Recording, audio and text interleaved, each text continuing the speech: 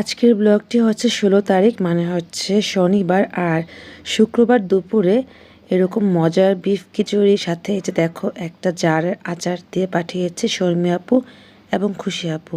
তো সকালে ব্রেকফাস্ট করে নিই, তাই 12টার পরই মানে 12:30টার দিকে জোহরের সালাদ আদায় করে নিয়ে লাঞ্চ করে নিয়েছি। তো সবাই এভাবে খেয়ে নিয়েছিলাম। রাতে ঘুমিয়ে পড়ার পর প্রত্যেক দিন রাতে ফজর ওয়াক্তে এই পাখিটা কিচিরমিচির করে ডাকে, তাই তোমাদের সাথে একটু শেয়ার করলাম।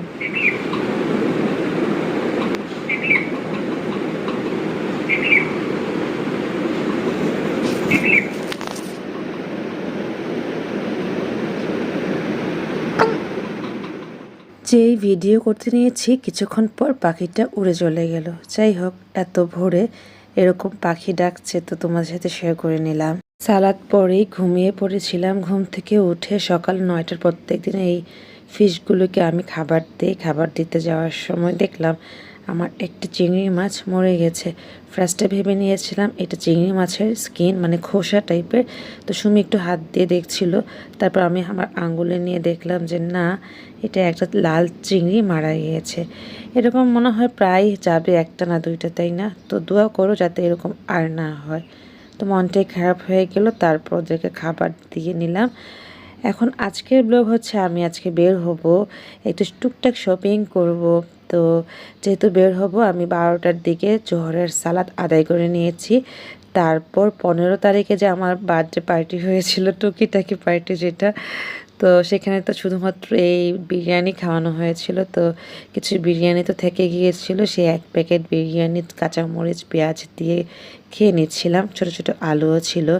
তো যাই হোক, এভাবে দুপুরের দিকে খেয়ে নিয়ে আমি বেরিয়ে পড়ি। আচ্ছা হ্যাঁ, আরেকটি কথা বলে নিই, অনেকেই বলো 12টার সময় কোনো সালাদ হয় না। জোহরের সালাদ 12টার দিকেই হয়ে থাকে, মানে এটা হচ্ছে আওয়াল ওয়াক্ত টাইম। তো আওয়াল ওয়াক্তে তোমরা নামাজ পড়ে নিলে অনেক বেনিফিট আছে, যেটা মানে আমি ইসলামে পেয়েছি। যাই হোক, আমি ওই আওয়াল ওয়াক্তেই সালাদ আদায় করে নিই। যেমন আমি একদিন শপিং মলে সালাদ আদায় করতে নিয়েছি, এক আঙ্কেল এসে বলল এত আর্লি কেন সালাদ আদায় করে নিচ্ছি।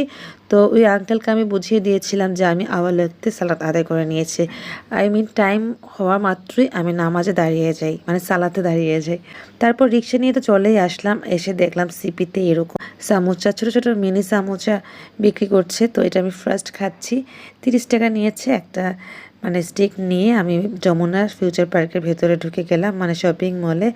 তো আর একটা আছে, সেটি খেয়ে নিচ্ছিলাম। ভালোই বানিয়েছে, ভেতরে চিকেনের ফ্লেভার ছিল, মানে চিকেন ছিল আর কি।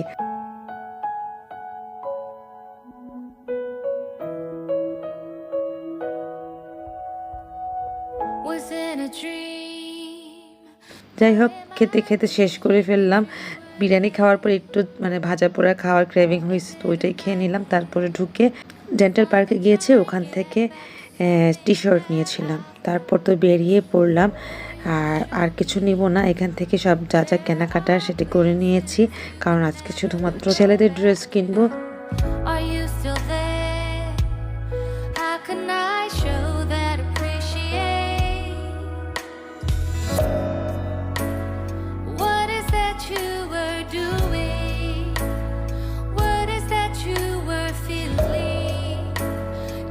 আমি শর্মি আপুদের বাসায় চলে গিয়েছি, কারণ হচ্ছে কি দেখো, আন্টি নোয়াখালী থেকে কতগুলি আম নিয়ে এসেছে।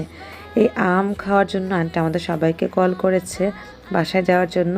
তো মা বাবাও আসবে দুপুরে লাঞ্চ করে। আমি তো লাঞ্চ করে বেরিয়ে গিয়েছি, তাড়াতাড়ি শপিং করে আন্টির বাসায় এসেছি। আসার পর আমি এতগুলো আম দেখার পর স্টাক হয়েছি, যেহেতু নিজেদের গাছের আম। তো আন্টি আমার হাতে একটা মানে ধুয়ে ধরিয়ে দিল, বললো যে এখনই তুমি এটা খাও, এটা অনেক মজা। একটা খাচ্ছিলাম তো আর একটা এনে দিচ্ছে। তো যাই হোক, নিজের গাছের এরকম আম এনে দেওয়া প্লাস খাওয়া, এটা অনেক বড় ভাগ্যের ব্যাপার। আর সে ভাগ্যটি হয়েছিল আজকে আমাদের সবার।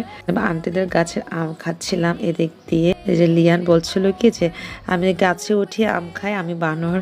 তো এটা গাছ বানিয়েছে ডিভানটা, সাথে আম হাতে নিয়ে খাচ্ছিল। ওর সাথে একটু মজা করছিলাম আর আম খাচ্ছিলাম।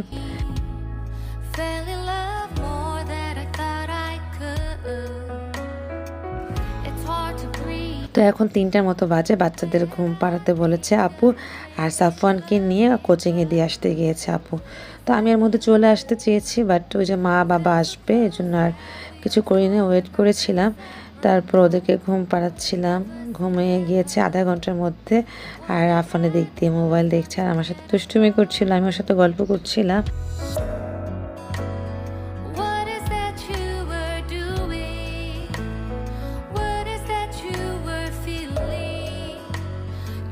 আর আবারও যেতে হবে এরকম চিন্তা হয়েছে, কারণ টি শার্টটা চেঞ্জ করতে হবে সাইজের কারণে।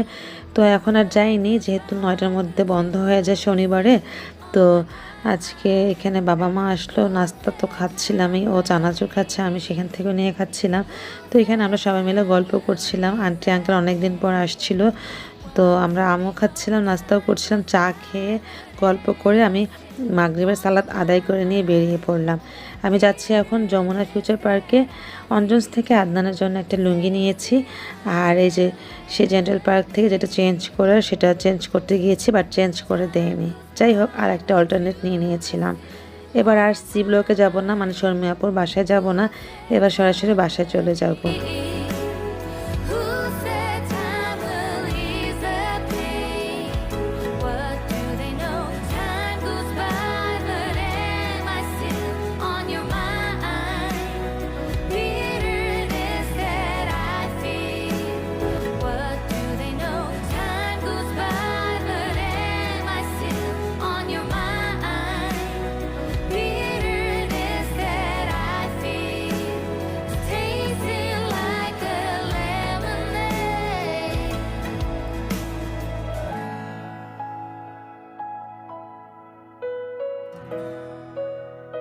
তারপর বাসায় এসেছি, আসার পর যেগুলো যেগুলো আমরা ইউএসএ পাঠাবো ওগুলো আমি প্যাকেট মানে র্যাপিং করে ফেললাম।